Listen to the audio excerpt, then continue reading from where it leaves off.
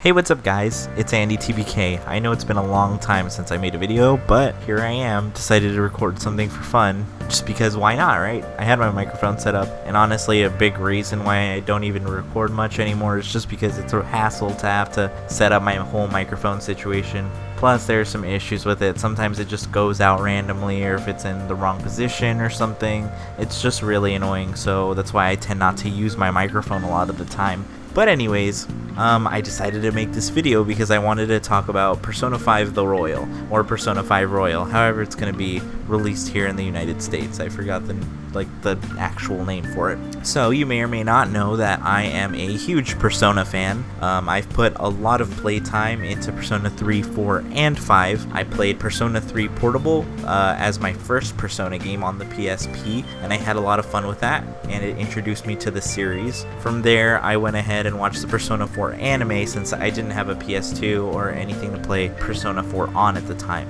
Eventually, I played Persona 4 Golden on a PS TV that my best friend got me, and then after that, I got Persona 5 on the PS4. It's actually kind of the main reason I got a PS4, and I had a lot of fun with Persona 5. I really liked a lot of the innovation that it brought to the series. I liked how stylized it was and how fun the gameplay was. The presentation, of course, was fantastic, and the music is always great. I loved it. The game was fantastic, honestly, and I thoroughly enjoyed my time with it. I think my playtime ended up being a little over 100 hours, maybe 110, 120 or something like that. And then after I finished my initial playthrough, I did go back and do a New Game Plus. So I actually recently finished my New Game Plus this year because my first New Game Plus save was wiped, so I had to go back and restart the game again. But you know, I didn't mind it too much because I actually really do enjoy the game. The story is great and the characters are great.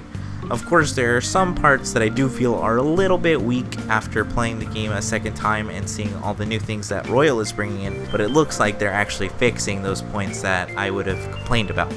One of my main complaints would probably be how they handled characters like Haru and maybe even Akechi, because Haru is brought into the game pretty late, and she's essentially the last party member you get, and she doesn't really get a lot of time to develop. There's not a lot of events with her. Even if you choose to romance her, there's just not a lot there for her character, which kind of sucks. And as for Akechi, I feel like his whole character feels kind of rushed, because he does appear throughout the game from pretty early on, but he really only shows up in cutscenes every now and then. You don't really get the chance to go out of your way and talk to him and develop his character a bit more before the end of his story in the game. So I'm glad that it looks like they're expanding that a bit and expanding his confidant, which is great. Well, as for Akechi, it looks like they're taking a different approach to his own personal story, which I think is really cool. Some people might not like it because it does change something about his character that maybe a lot of people liked, but I do feel like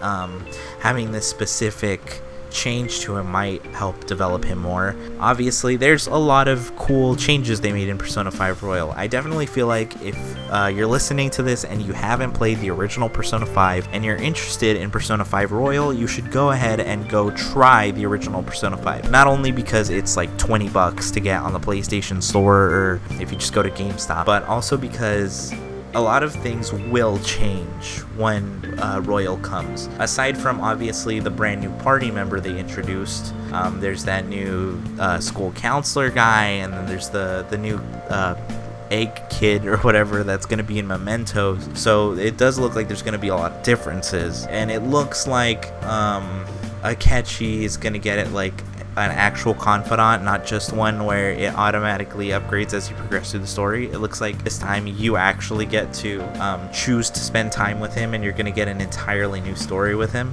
which is great. And obviously there's the whole extra semester of school, which means that you're going to have a lot more in-game time to do things. I feel like the game has become worth it. I mean, obviously there's a lot of new systems too. They have I think it's called the Showtime system or something. I don't know. The thing where you do the team attacks with two characters that know each other. And speaking of characters, it looks like the the other characters, the other party members, have interactions outside of just with the protagonist, which is really cool. That's something that I don't think we've seen in a Persona game much. So I really do like the fact that we get more content and we get to know these characters better in the context of like them with each other. Sorry, that was worded weird, but I'm just saying because when you're talking to the characters in the game, you really only get like the group conversations in cutscenes or your one-on-one conversations during confidants. I feel like you don't really get to see the side characters interact just with each other a lot, so I do like that they're expanding on that a bit more,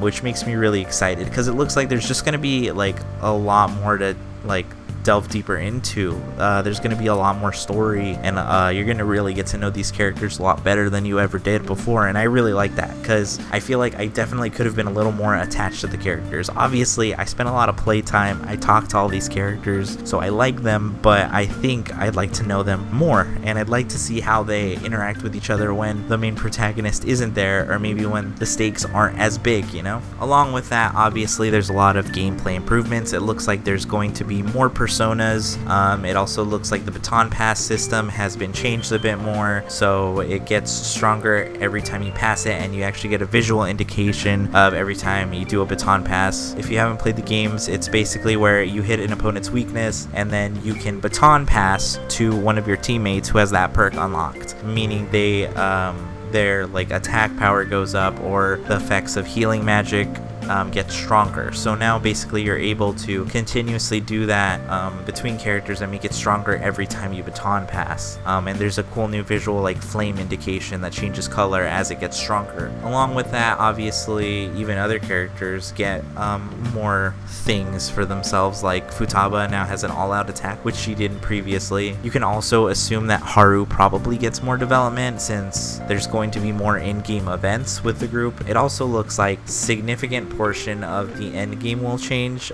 Just from the trailers that we've seen, it looks like there might be an entirely new boss at the end of the game. There's definitely a brand new dungeon or two. Mementos has new floors, it seems. Obviously with the new party member, that's going to really change the dynamic of the entire group, and we don't really know how involved these side characters that were introduced in this game are going to be, but they're probably going to change a bit of the game too. So I definitely think that if you're going into Persona 5 Royal hoping to get the full Persona 5 experience, I don't really think you're going to get it there. Obviously, I think you're still going to get a full experience that is beginner friendly, but I feel like if you really want to get the full experience, play the original game or watch a playthrough of it. I wouldn't recommend watching the anime. I haven't watched it myself, but from what I've heard, it's not a great representation of what Persona 5 is. I feel like if you're gonna watch the anime, maybe watch it after you play the game, so you obviously got the enjoyment of the game and maybe you can enjoy the anime as a side thing, which I do plan to watch it at some point, because obviously the Persona 4 anime is what got me into the Persona series like really deeply, because obviously I loved Persona 3 Portable. That was a fantastic game. I spent all night beating it on like my first day of high school, so I love that game. But Persona 4, I feel like it's really made me grow to love the series. Specifically the anime, because I watched that like 3 times and I introduced all my friends to Persona using the Persona 4 anime, so it does have a special place in my heart and it's really nostalgic for me. I didn't enjoy Persona 4 the Golden animation as much, but the game was fantastic. I really loved it. Plus I had actually watched a playthrough of the original Persona 4, so I did get to experience both versions of the game to some degree. Although I think that Persona 5 Royal is going to bring a lot more changes than Golden did to 4 and a lot more changes than Fez did to 3. So I definitely recommend playing the original, trying it out, or watching a playthrough. So yeah, this is just kind of all I wanted to talk about. I could probably go in deeper, but I would have to probably analyze the gameplay footage a little more. It's cool that it looks like we're getting a lot more character stuff with the other characters, and it looks like, I mean, obviously there's new gameplay elements. Everyone gets a tier 3 persona, which is cool. Persona 4 Golden had that too for all the cast. If you don't know, every main character has their own persona. Aside from the protagonist who you play as, you can have, hundreds of personas, but the rest of your party only have one persona. Once you max out the confident, they get their ultimate persona, and now it looks like they get a third tier persona, so their persona evolves even further, kind of.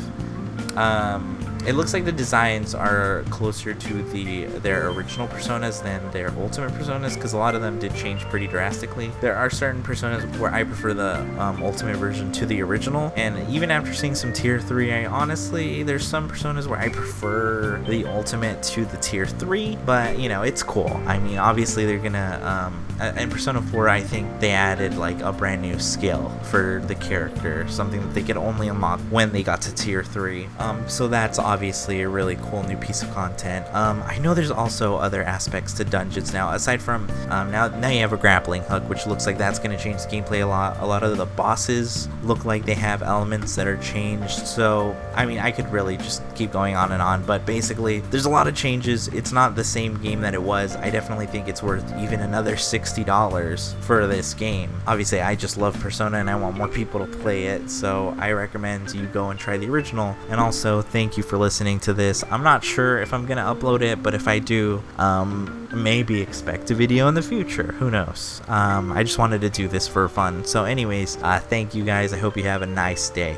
Deuces.